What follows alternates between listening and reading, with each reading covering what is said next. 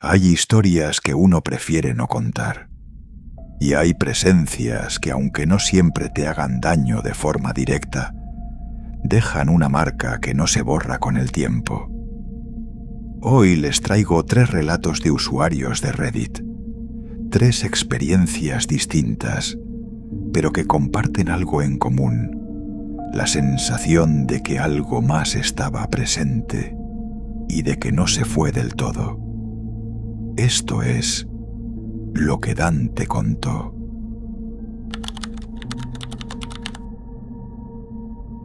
Hay objetos que no deberían existir, y hay lugares de los que no deberías dejar salir a alguien que quieres. Mis padres nos llevaron un día a un recorrido por el bosque. La idea era hablarnos de su divorcio. Yo ya lo sabía. Llevaba meses escuchándolos pelear detrás de las paredes, cuando creían que estábamos dormidos. Para mí no fue una sorpresa, pero para mi hermana sí. Cuando se lo dijeron, se quedó callada unos segundos. Después empezó a llorar. Mi madre intentó abrazarla, y ella se soltó de golpe y salió corriendo entre los árboles. La buscamos durante un buen rato. Gritamos su nombre. Caminamos cada vez más lejos del sendero. La luz empezaba a cambiar y el bosque se sentía más denso, más silencioso. Cuando por fin la encontramos, no venía sola. Venía abrazando una muñeca de trapo, vieja, sucia, con el cabello enmarañado y una expresión que no me gustó desde el primer segundo. Mis padres no preguntaron de dónde la había sacado. Solo la tomaron de la mano y nos dijeron que era hora de irnos. Esa misma noche intenté hablar con ella. Le pregunté por la muñeca. No me respondió. Solo la apretaba con más fuerza contra su pecho y me ignoraba, como si yo no estuviera ahí. A partir de ese día, la casa empezó a sentirse distinta. Se escuchaban pasos cuando no había nadie caminando, puertas que se cerraban solas en medio de la noche, cosas que caían de los estantes sin que nadie las tocara. Varias veces intenté decirle a mi madre que esa muñeca tenía algo que ver, pero ella estaba demasiado metida en el divorcio. No quería escuchar. Mi hermana casi no hablaba.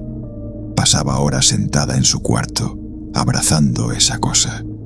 Su mirada estaba vacía, como si alguien más estuviera mirando a través de sus ojos. Una tarde entré a su habitación para decirle que la comida estaba lista. Ella se levantó sin decir una sola palabra y empezó a caminar hacia la puerta. Me molestó su actitud. Estaba a punto de reclamarle, cuando vi que la muñeca dejaba caer un trozo de papel doblado. Lo levanté con cuidado. Era la letra de mi hermana, temblorosa, desesperada. Pedía ayuda y decía con toda claridad que la muñeca era mala, que no podía controlar su cuerpo, que solo cuando dormía recuperaba un poco de voluntad. No pensé demasiado. Fui directo al comedor. Ella estaba sentada comiendo en silencio. Mi madre hablaba por teléfono en la cocina. Me acerqué rápido, agarré la muñeca con fuerza y tiré hacia atrás. Mi hermana soltó un grito, pero no era un grito de enojo. Era un grito de dolor. Un grito que no sonaba del todo humano. Cuando miré con atención, entendí por qué. La muñeca estaba cosida a su brazo, con hilos gruesos, oscuros, que entraban en la piel. Di otro tirón más fuerte. Los hilos se rompieron con un sonido seco. Me quedé parado en medio del comedor, con la muñeca en la mano, mientras mi hermana lloraba sentada en el suelo y mi madre nos miraba con una expresión que nunca le había visto antes. Salimos al patio sin decir casi nada. Mi madre trajo un recipiente y cemento. Juntos metimos la muñeca y la cubrimos por completo. Acordamos no volver a hablar de lo que había pasado. Días después, mi hermana por fin habló. Nos contó que en el bosque una mujer de cabello blanco se le había acercado, que le sonrió y le entregó la muñeca, que a partir de ese momento sintió que algo se metía dentro de ella, como si ella fuera la muñeca y la muñeca fuera quien controlaba su cuerpo. Solo cuando lograba dormirse recuperaba un poco de control. Fue en una de esas noches que escribió la nota. Nunca más volvimos a ese bosque y nunca más hablamos de la muñeca. Pero hay noches en las que todavía me despierto pensando si realmente se quedó bajo el cemento o si de alguna forma todavía nos está esperando.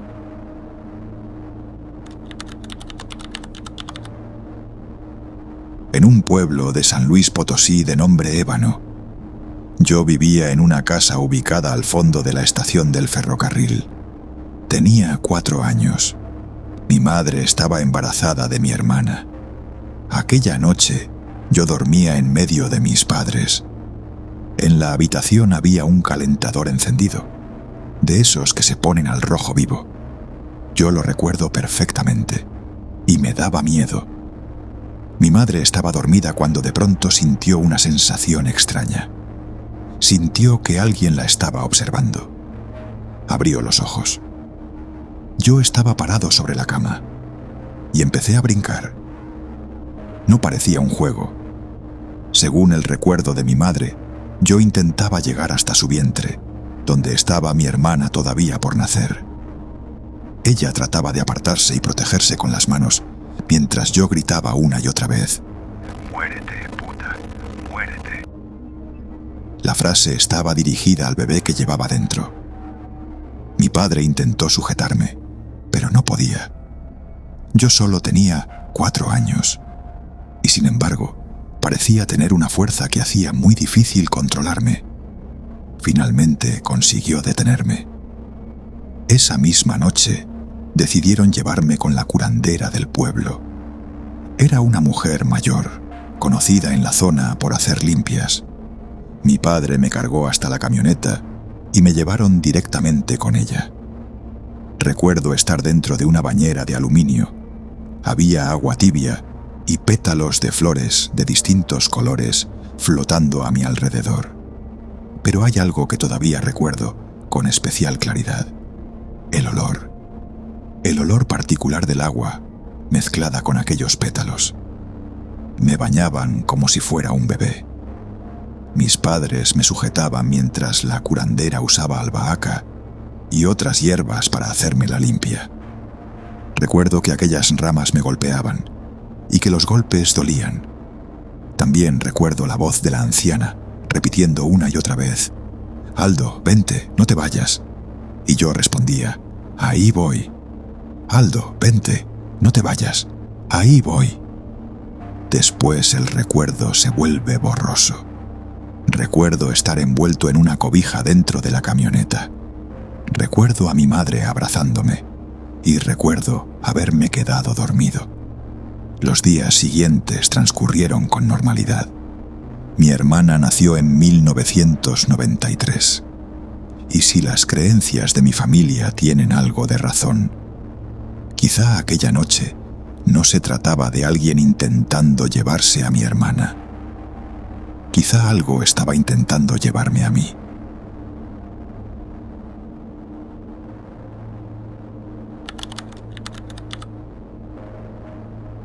En mi familia, cuando murió mi abuela, quedaron viviendo solo hombres en aquella casa. Mis 3 tíos, Claudio, Lucio y Fernando. Los 3 murieron en un período de 5 años.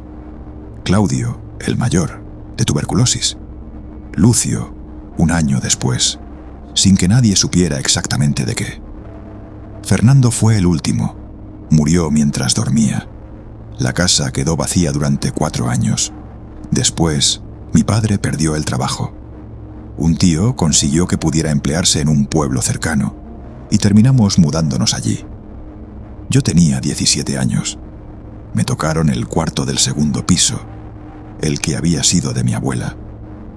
Desde la ventana se veía el patio y un viejo columpio colgado de un árbol. Las primeras semanas fueron normales.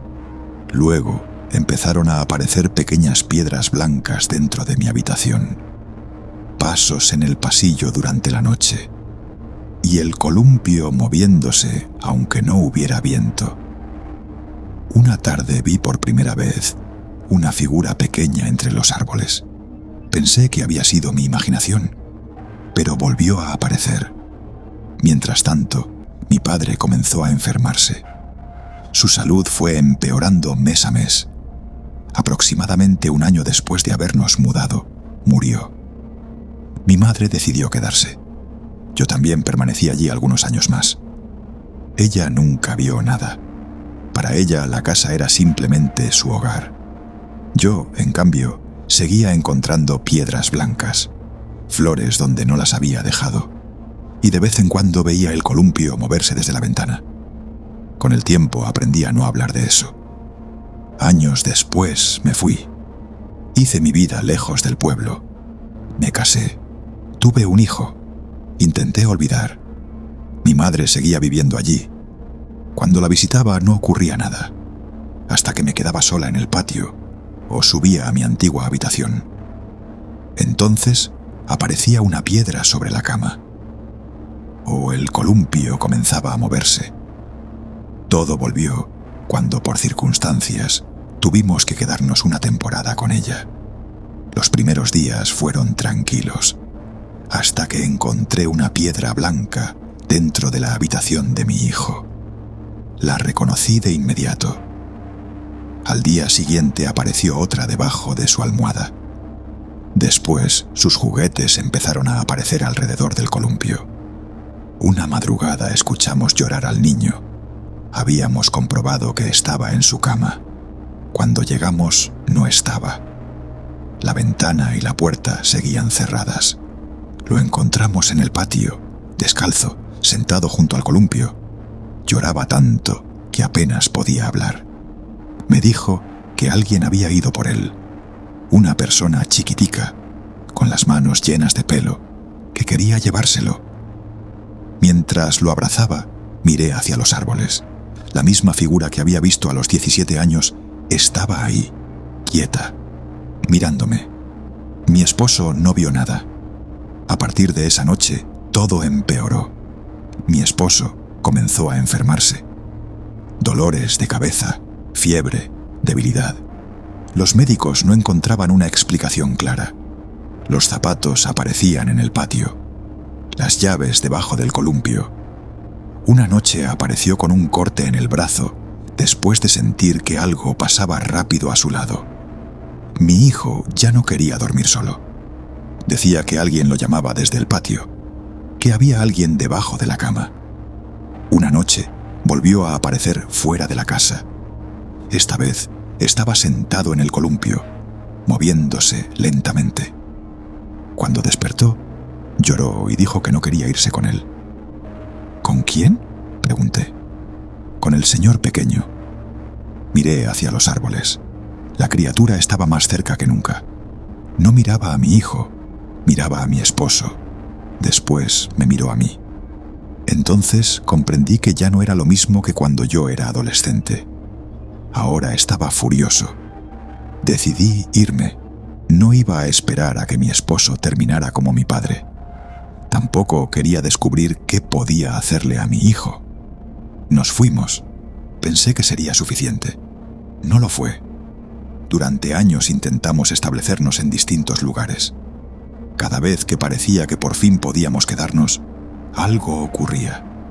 Una vivienda dejaba de estar disponible. Un trabajo desaparecía. Una puerta se cerraba. Siempre terminábamos buscando otro sitio. Hasta que mi madre murió. Ya no tenía ninguna razón para volver. O eso creía. Pero todo en mi vida seguía empujándome hacia el mismo pueblo, hacia la misma casa.